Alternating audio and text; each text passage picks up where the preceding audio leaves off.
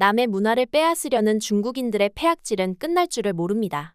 최근 중국의 한 인플루언서가 김치를 자기네 전통 음식이라고 주장하는 영상이 올라와 3천만 조회수를 기록하며 온라인상에서 한바탕 논란이 됐었는데요.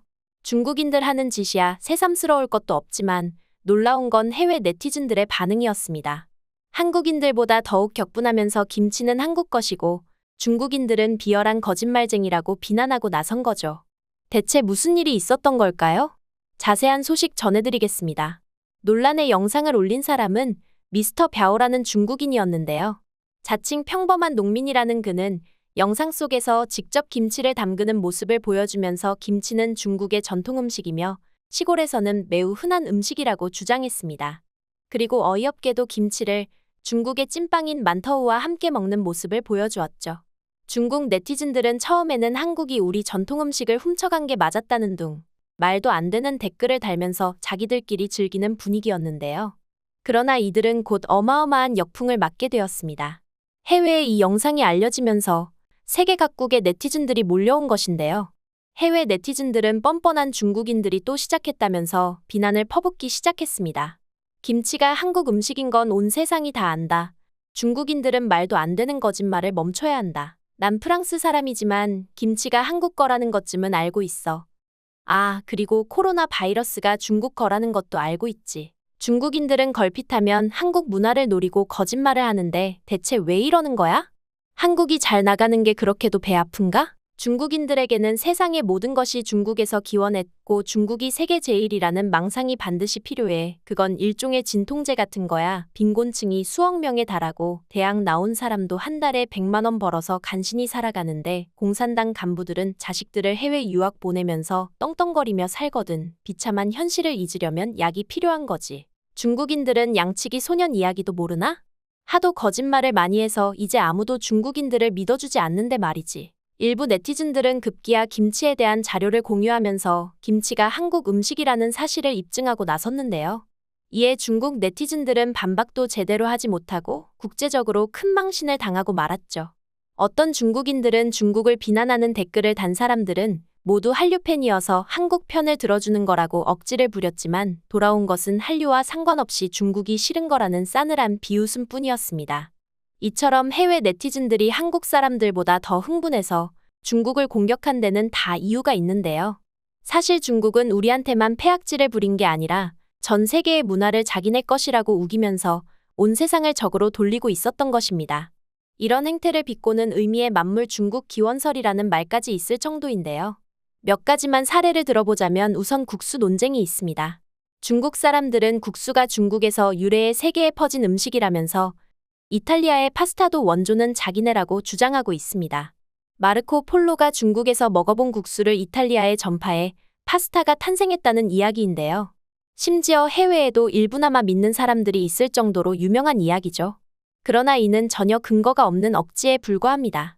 이탈리아 사람들이 마르코 폴로가 태어나기 훨씬 전부터 파스타를 만들어 먹었다는 사실은 고대 로마의 유적 등을 통해 명백하게 입증된 바 있습니다. 또한 국수의 원조는 중국이 아닌 메소포타미아나 이집트일 것이라는 게 학자들의 추정이고 어떤 학자들은 밀가루를 주식으로 먹는 문화권이면 어디서나 자생한 음식이기 때문에 원조를 따질 수 없다고 하기도 합니다. 중국은 베트남의 전통의상인 아오자이도 자기네 것이라고 주장하고 있는데요. 지난 2019년 중국 언론 차이나데일리는 패션위크에 등장한 아오자이를 중국식 디자인이라고 소개해 물의를 빚었습니다. 또 2020년에는 국제미인대회에서 중국 대표가 아오자이를 입고 나와 베트남 사람들이 크게 반발하기도 했는데요. 중국인들은 아직도 아오자이를 청나라의 치파오가 변형된 옷이라고 철석같이 믿고 있지만 실제로는 17세기경 베트남에서 탄생한 옷이라는 게 정설이죠. 그나마 국수나 옷을 훔치는 정도라면 양반이라고 할 수도 있겠는데요. 몽골의 경우 아예 역사 전체를 빼앗길 위기에 처했습니다. 중국이 칭기즈칸을 중국인이라고 주장하면서 칭기즈칸에서 비롯된 몽골 제국과 중국을 지배했던 원나라의 역사도 모두 중국 것이라고 주장하고 있는 겁니다. 언뜻 듣기에도 어처구니가 없는 이 주장은 근거도 빈약하기 짝이 없는데요. 내몽골 자치구는 중국 땅이고 따라서 몽골 쪽은 중국의 소수민족이며 몽골 쪽의 역사도 중국 것이라는 식이죠. 어린아이도 비웃을 수준의 논리이건만 많은 중국인들은 진심으로 믿고 있다고 합니다. 이외에도 중국인들이 세계 각국에 시비를 걸어온 짓은 일일이 나열하기 어려울 정도로 많습니다.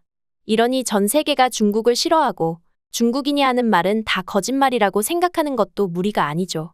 그래도 중국에 멀쩡한 사람이 아주 없는 건 아닌 모양입니다. 우리에게도 그 이름이 익숙한 유명 배우 주윤발은 중화권에서 김치와 태권도가 어느 나라 것이냐는 논란이 일었을 때 한 언론과의 인터뷰에서 이렇게 말한 바 있는데요. 한국에 처음 온 건 1980년대 영화 촬영을 위해서였다. 그땐 김포공항을 이용해 홍콩과 한국에 오갔다. 한국에 있으면서 매일 갈비탕에 밥을 말아 먹고 김치를 먹었다. 그런데 난 중국에서는 한 번도 김치를 먹는 사람을 본 적이 없다. 중국을 대놓고 비난하지는 못했지만 한국의 전통 문화는 한국 것이라고 분명하게 이야기한 겁니다. 그도 그럴 것이 주윤발은 예전부터 중국 정부나 언론의 눈치를 보지 않고 소신 있게 행동하는 것으로 유명했는데요. 지난 2000년 개봉한 중국과 미국의 합작 영화 와호장룡에 출연했던 주윤발은 한국처럼 완성도 높은 영화를 만든다면 외국인들도 자연스럽게 중국 문화에 관심을 갖게 될 거라고 주장했습니다. 중국 자본이 투입된 영화는 일방적으로 중국 문화를 찬양해서 외국인들은 보기 불편한 작품이 되기 십상이었는데 와호장룡은 주윤발이 중심을 잡아준 덕분에 누구나 감상할 수 있는 수작으로 완성될 수 있었다는 후문이죠. 실제로도 해당 작품은 아카데미 골든 글로브 시상식에서 외국어 영화상을 수상하는 등 비평과 흥행 2마리 토끼를 잡는 데 성공했는데요. 격투기 선수이자 유튜버로 유명한 쉬샤오둥이라는 인물도 있습니다. 서양식 격투기를 연마한 그는 중국의 전통 무술을 익힌 무술가들과 여러 차례 시합을 벌여 모조리 승리한 것으로 유명한데요. 국뽕에 취한 건 중국 무술계도 마찬가지여서 중국 무술이 세계 제일이고 다른 무술이나 격투기는 상대도 되지 않는다는 식으로 주장하는 이들이 많았는데 그들을 상대로 중국 무술이 실전성이 떨어진다는 걸 입증한 것이죠. 이 때문에 중국 당국과 대중들에게 단단히 찍혀버린 쉬샤오둥은 SNS 계정이 폐쇄되고 해외 출국이 금지되는 등의 탄압을 받고 있지만 굴하지 않고 중국의 국수주의에 맞서 싸우고 있습니다. 중국의 한 어린아이가 중국 국기인 오성홍기가 비에 젖으려고 하자 몸으로 감싸고 2시간을 버텼다는 일화를 중국 언론들이 미담으로 보도했을 때도 국기는 1000쪼가리에 불과한데 어린아이가 그딴 걸 몸으로 감싼 게 무슨 미담이냐, 아이가 병에 걸렸으면 어쩔 뻔했냐며 일갈하기도 했죠. 그리고 한국 문화를 좋아하고 특히 한국 영화의 광팬이라는 사실을 스스럼없이 밝히기도 했었는데요. 한국에는 중국 같은 검열이 없어서 한국 영화들은 정치적으로 민감한 소재도 다루는 등 매우 자유롭다고 칭찬하는 건 덤이었죠. 오늘은 중국의 문화 침탈 시도와 그에 대한 외국인들의 반응을 전해드렸는데요. 네티즌들은 중국을 가리켜 땅은 크지만 사람들이 소인배라서 대국도 소국도 아닌 중국이라는 뼈있는 농담을 하고는 합니다. 중국이 진정한 대국으로 인정받고 싶다면 먼저 타국의 문화와 역사를 존중하는 법을 배워야 할 텐데 그런 날이 언제나 올지 막막하기만 하네요. 그나마 다행인 건 중국인들의 졸렬함과 비열함을 전 세계가 알고 있고 항상 경계하고 있다는 것입니다. 앞으로도 우리는 중국의 문화 침탈 시도에 맞서 싸워야 하겠지만 외로운 싸움이 될 것 같지는 않네요. 오늘의 영상 마치겠습니다. 감사합니다.